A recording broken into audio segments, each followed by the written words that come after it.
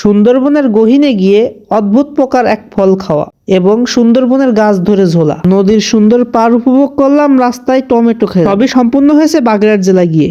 আসসালামু আলাইকুম বন্ধুরা, আশা করি সবাই ভালো আছেন।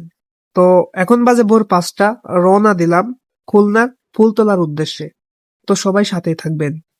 তো বন্ধুরা, আমরা চলে আসলাম ব্যাসপুর পার হয়ে কাশিয়ানির কাছাকাছি। তো আমাদের ভোরের আলো ফুটছে, ওয়েদারটা কিন্তু দারুণ, তাই না বিরাদার? আরে ক্যামেরাম্যান আমার কাছে দাও। তো গাইস, আমরা এখন ফুলতলা যাব। ফুলতলা হয়ে আমরা আমাদের রিফাত ভাইরে ইনভাইট করছি আমার নানি বাড়ির এলাকায়। তো ওনাকে বাগেরহাটে নিয়ে তারপরে আমরা সুন্দরবন থেকে শুরু করে ফরেস্ট ডিপার্টমেন্ট থেকে শুরু করে সব জায়গায় ঘুরিয়ে আনবো, এবং পাশাপাশি আমার পার্সোনাল একটা রিসোর্ট আছে, সেইখানেও তারে নিয়ে যাবো, আমার সর্বোচ্চ আপ্যায়ন করবো। আচ্ছা ঠিক আছে গাইজ, আপনারা তো দেখতে পারবেন। ঠিক আছে, আপনারা সাথেই থাকবেন। ঠিক আছে। তো যাত্রা পথে আমরা একটু ওয়াশরুম সেরে দিলাম। এটা হচ্ছে ফুলতলা যাওয়ার পরে আমরা যখন বাগেরহাটের উদ্দেশ্যে বের হলাম। তো বাগেরহাট যাওয়ার পরে আমরা অসাধারণ চিত্র দেখতে পাই, যে পুকুরের চারপাশে যৌথ শ্বাস, লবণাক্ত পানি। তো গাইস, কামটা করছে কি, টমেটো মানে লোভ সামনে দিবে না। এই যে নিজের তো টমেটো নিয়ে আইছে, এই যে যৌথ সাজ আমি আপনাকে দেখাবা চাইছিলাম না, এই যে রাস্তার এই সাইড ওই সাইড।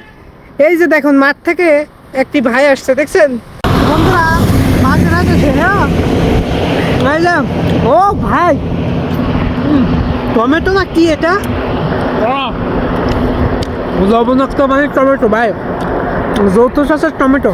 লাল কি গার্লফ্রেন্ডের ঠোঁটের মতো। যার টমেটো আমরা পারছি সে কিছু মনে করবেন না, সে যদি আমাদের ভিডিও দেখেন একটা লাইক দিয়ে দেবেন। এই তো বাগেরহাট জেলায় চা খেতে বসলাম। তো চাটা মুখে দেওয়ার পরে খুবই নুনটা, তাহলে বুঝলাম না তোমাদের এদিকের পানি কি নুনটা নাকি? হ্যাঁ, নুনতা পানি, নোনা পানি, একদম স্যালাইন মনে হচ্ছে, স্যালাইন খাচ্ছে। খুবই নুনটা।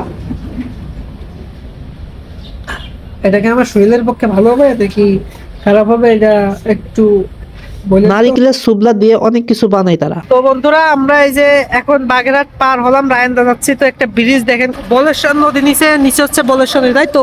জি।